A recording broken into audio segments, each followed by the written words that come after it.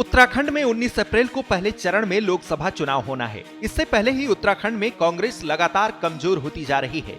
Party को एक के बाद एक झटके लगते जा रहे हैं। कांग्रेस में इस्तीफे रुकने का नाम नहीं ले रहे हैं। कार्यकर्ताओं की नाराजगी बढ़ती जा रही है। इसके चलते कार्यकर्ता बीजेपी का दामन थामते जा रहे हैं। चुनाव में अब थोड़ा ही वक्त बचा है।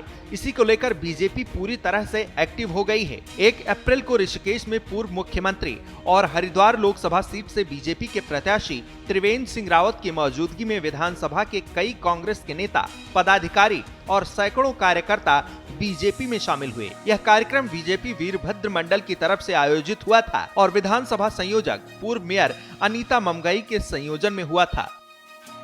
कार्यक्रम के दौरान बीजेपी प्रत्याशी की मौजूदगी में पूर्वांचल मंच अध्यक्ष डॉक्टर वीएन तिवारी, इंटक के प्रदेश अध्यक्ष त्रिलोकीनाथ तिवारी, कांग्रेस महिला प्रकोष्ठ की नीलम तिवारी समेत कई कांग्रेसी बीजेपी में शामिल हो गए। इस दौरान बीजेपी प्रत्याशी त्रिवेंद्र सिंह रावत ने कांग्रेसी कार्यकर्ताओं का पार्टी में स्वागत किया। इस दौरान उन्होंने कहा कि इस बार भारतीय जनता पार्टी देश भर में 400 से ज्यादा सीटें जीतेंगी।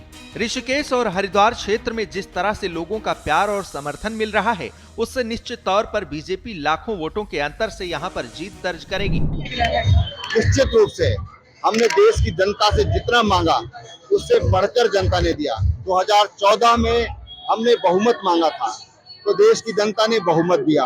2019 में 300 पार का हमने आह्वान किया था। 303 सीटें भाजपा को दी गई और इस बार 400 पार का आह्वान किया है। 404 सीटें मांगी है तो जनता ने दिल खोलकर भारतीय जनता पार्टी को दिया है। इस बार 400 पार हमारी सीटें आई। तमाम लोग अलग अलग दलों से आकर के भाजपा की सदस्यता ले रहे हैं और उसका परिणाम स्वाभाविक रूप से है कि भारतीय जनता पार्टी प्रचंड बहुमत के साथ उत्तराखंड से ही नहीं पूरे देश में जीत कर आएगी। इससे पहले भी कई कांग्रेस के नेता और कार्यकर्ता पार्टी को टाटा बाय बाय कर चुके हैं।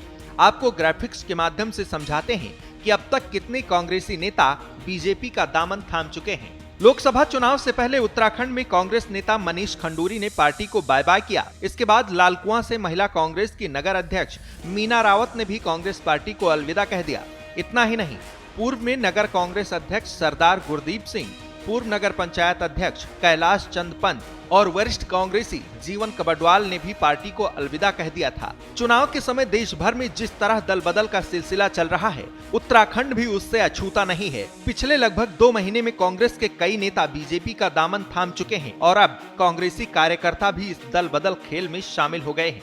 स्वाभाविक रूप से इसका असर यह दिख रहा है कि कांग्रेस खेमे में हताशा का माहौल है। ब्यूरो रिपोर्ट, श्रेष्ठ उत्तराखंड। श्रेष्ठ उत्तराखंड पर खबरों से जुड़े रहने के लिए चैनल को सब्सक्राइब करें, बेल आइकन दबाएं और देखते रहें श्रेष्ठ उत्तराखंड।